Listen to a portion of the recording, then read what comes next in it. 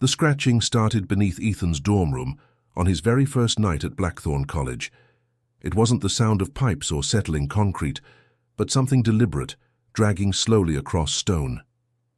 At exactly 3:13 a.m., it stopped with 3 sharp knocks that seemed to come from directly under his bed. Ethan sat upright in the darkness, listening as his heart pounded against his ribs. The room was silent again, yet an uneasy feeling lingered like a cold hand around his throat. He told himself it was just nerves from moving away to college. Morning sunlight made the night's terror seem ridiculous. Students flooded the campus pathways, while professors hurried between aging brick buildings. Blackthorne College appeared completely normal beneath the bright autumn sky. That illusion shattered during Ethan's first orientation meeting inside Hall C. The dormitory was the oldest building on campus, standing long before most of the college existed. Its stained walls and narrow corridors felt strangely out of place among the newer structures. As students introduced themselves, Ethan noticed strange carvings etched into the wooden desk beside him. The symbols looked ancient and had been scratched deeply into the surface over many years. When he traced one with his finger, an uncomfortable chill ran through his body. Later that evening, he met his roommate Marcus and several students from neighboring rooms. Their conversation drifted toward campus legends after someone mentioned the strange architecture of Hall C.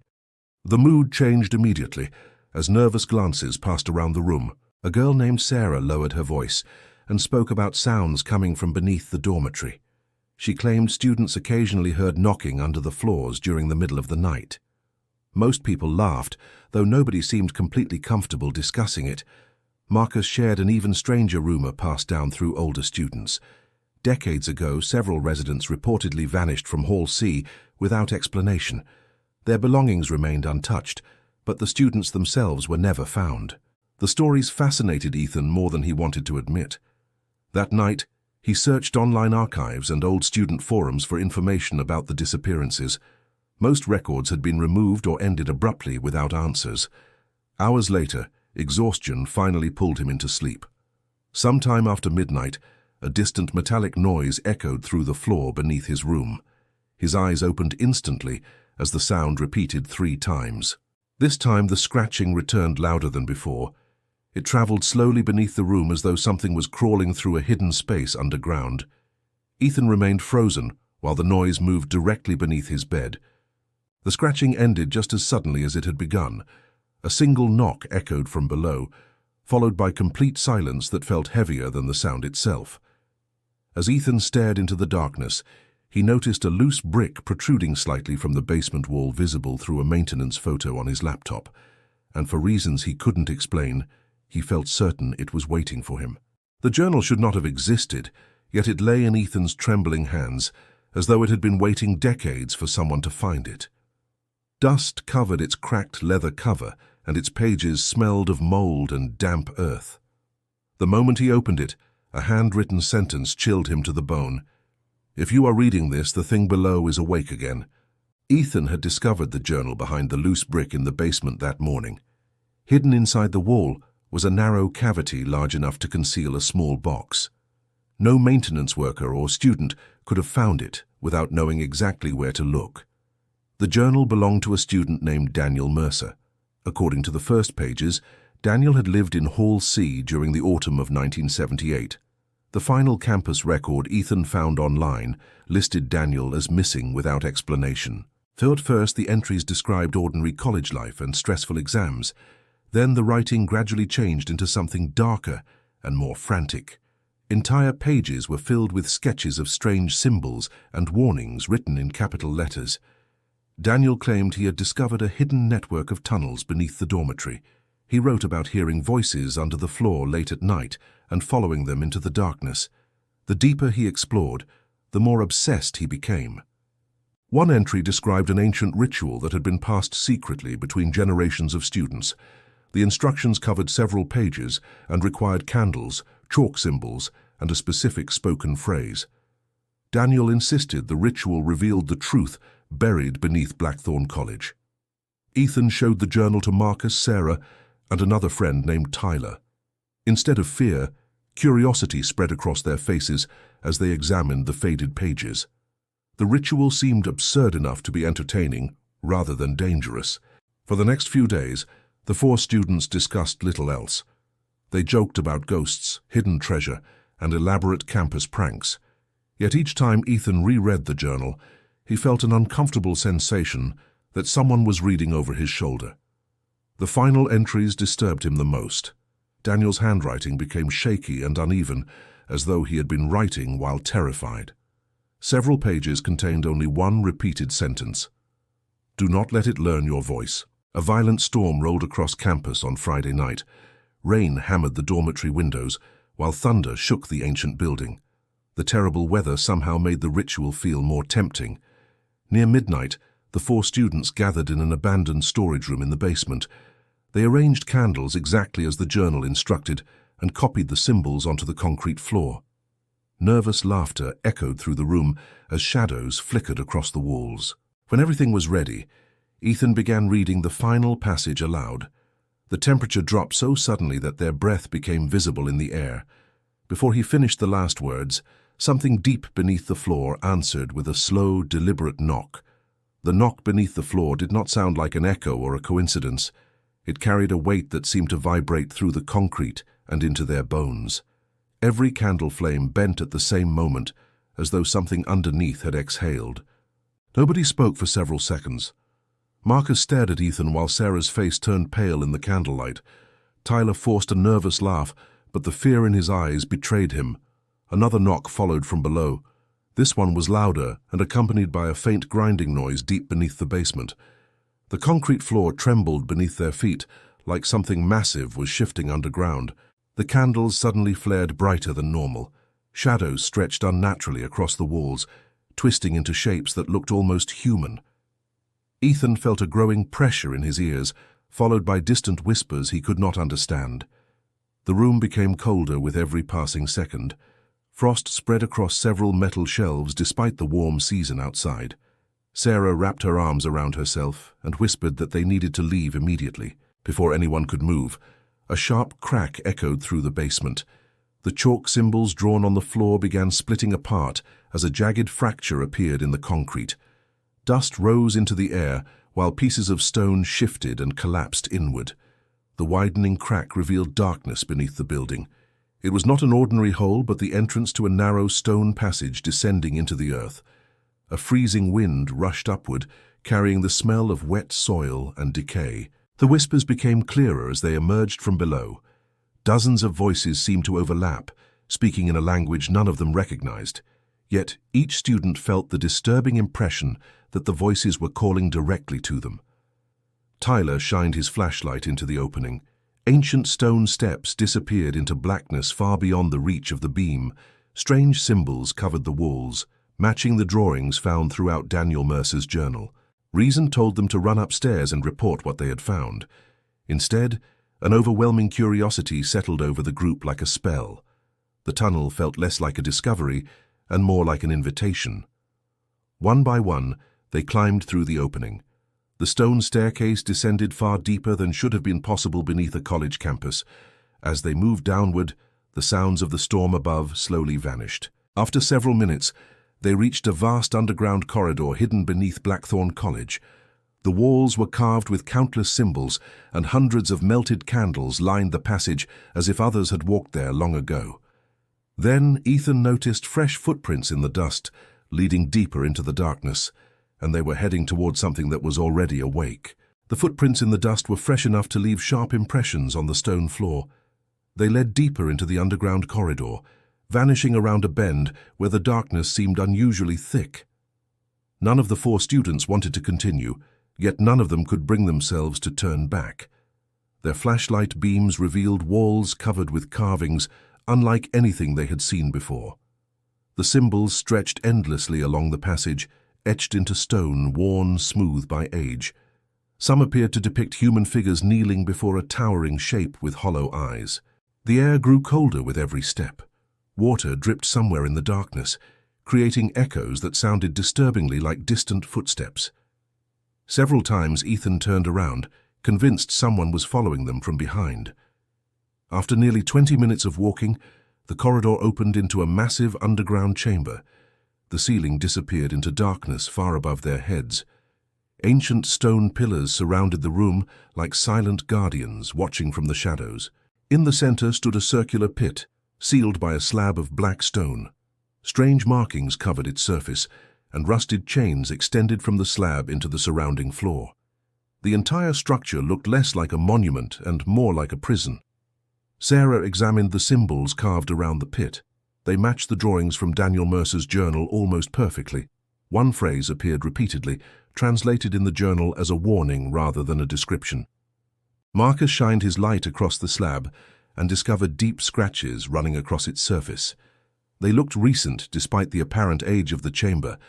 Whatever had made them possessed enough strength to gouge grooves into solid stone. Tyler stepped closer to inspect one of the chains. The metal looked ancient and brittle after centuries underground. As he touched it, the chain snapped apart with a loud metallic crack. The sound echoed through the chamber like a gunshot. For a moment, nothing happened except the fading reverberation of the broken chain. Then a low rumble emerged from somewhere beneath the sealed pit. The stone slab began to tremble. Dust cascaded from its edges, while the remaining chains tightened and strained against whatever force pushed from below. The students backed away as a terrible pressure filled the room. A second chain snapped, followed by a third. Cracks spread across the surface of the black stone, while a foul odor poured from the widening gaps. The smell carried hints of decay, damp earth, and something far older than either. The slab suddenly split apart and crashed into the pit below. Complete silence followed for several seconds before a pale hand slowly emerged from the darkness beneath. Then a tall figure climbed into view, impossibly thin and twisted, and when it opened its mouth, it spoke in Daniel Mercer's voice despite the fact that he had disappeared nearly 50 years earlier. Daniel Mercer's voice echoed through the chamber with impossible clarity. The words sounded human at first, carrying the tone of a frightened college student trapped in darkness. Then the voice twisted into something unnatural, stretching syllables far beyond what any human throat could produce. The creature pulled itself completely from the pit. It stood nearly 8 feet tall, its limbs unnaturally long and bent at disturbing angles. Pale skin clung tightly to its frame, as though it had been buried underground for centuries. Nobody moved for several seconds. Fear rooted the students to the stone floor, while the thing stared at them with empty black eyes. Its expression never changed, yet Ethan felt certain it was smiling. Then the creature spoke again. This time it perfectly mimicked Sarah's voice, repeating a sentence she had said earlier that evening. The sound was so accurate that Marcus instinctively looked toward her before realizing she was standing beside him. The realization shattered their paralysis. The group turned and ran toward the corridor as the creature unfolded itself from the chamber floor. Behind them came the sound of bare feet slapping against stone. Their flashlight beams bounced wildly through the darkness. Ancient walls flashed past while panicked breathing filled the narrow tunnel. The footsteps behind them remained steady and impossibly close. At one intersection they heard Tyler scream. Ethan looked back just in time to see him disappear around a corner after hearing someone call his name. The voice had sounded exactly like his younger sister. Marcus shouted for Tyler to return. Only silence answered at first, followed by Tyler's terrified screams somewhere deep within the tunnels. The screams ended abruptly, as though someone had switched them off.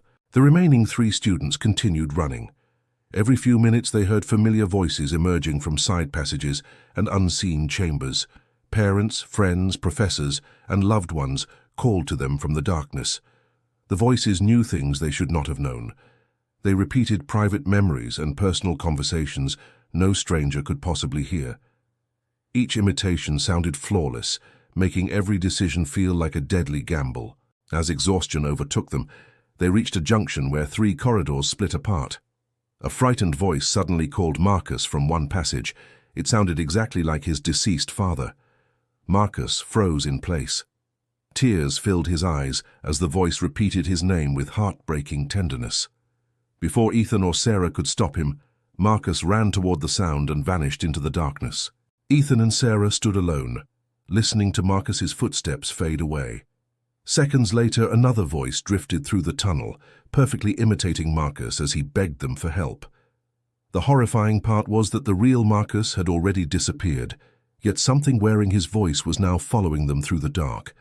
Marcus's desperate cries echoed through the tunnels long after he vanished. Every plea sounded genuine, filled with terror and pain that cut straight through Ethan's heart. Yet he knew the creature was learning, improving, and using every stolen voice as a weapon. Sarah grabbed Ethan's arm and forced him forward. Tears streamed down her face as they stumbled through the maze of underground passages. Behind them, dozens of familiar voices blended together into a horrifying chorus. The creature no longer bothered hiding its presence. Heavy footsteps echoed through the darkness, while distorted whispers slithered along the stone walls. It was herding them somewhere rather than simply hunting them. As they fled, Ethan remembered a final section of Daniel Mercer's journal. Several pages near the back described an ancient cult that existed before Blackthorne College was ever built. Their purpose had been to imprison something beneath the land and ensure it never escaped. The journal mentioned a reversal ritual. According to Daniel's notes, the entity could be forced back into its prison if the original ceremony was undone. The process required returning to the chamber and offering something the creature could never imitate. Ethan suddenly understood what Daniel meant. The monster could copy voices, memories, and appearances, but it could not create genuine sacrifice. It could steal identity, yet it could not comprehend willingly giving something away. Together, they raced back toward the underground chamber. The creature followed close behind, speaking through Marcus's voice one moment and Tyler's the next. Every stolen identity sounded trapped inside the thing, as if fragments of its victims remained alive within it. When Ethan and Sarah reached the chamber, the shattered seal still surrounded the open pit. The darkness below seemed deeper than before, stretching endlessly into the earth. Cold air poured upward, carrying the smell of decay and ancient death. The creature emerged from the tunnel entrance moments later. Its body shifted constantly, its face changing between dozens of stolen features. Human expressions flickered across its pale skin before dissolving into something monstrous. Sarah opened Daniel's journal and began reading the reversal ritual aloud. The chamber shook as the creature screamed in 100 different voices at once. Cracks spread across the stone floor, while the pit seemed to pull everything toward its center. The final instruction demanded a permanent offering. Someone had to surrender the thing most precious to them in order to complete the seal. Ethan immediately knew what he had to give. Stepping to the edge of the pit, he offered every memory of his younger sister, the person he loved most in the world. The loss struck instantly, tearing through his mind like a blade. Her face, voice, and every shared moment vanished from his memory forever. The creature shrieked as unseen forces dragged it toward the darkness below. It fought desperately, cycling through countless stolen identities while the pit consumed it inch by inch. At last, it disappeared into the abyss as the broken seal reformed above it. Years later, Hall C remained open, and the disappearances stopped completely. Ethan graduated without ever understanding why an empty space existed inside his heart that no memory could fill. Then one rainy night, a freshman woke at exactly 3:13 a.m. to hear scratching beneath the floor, followed by 3 slow knocks coming from deep underground.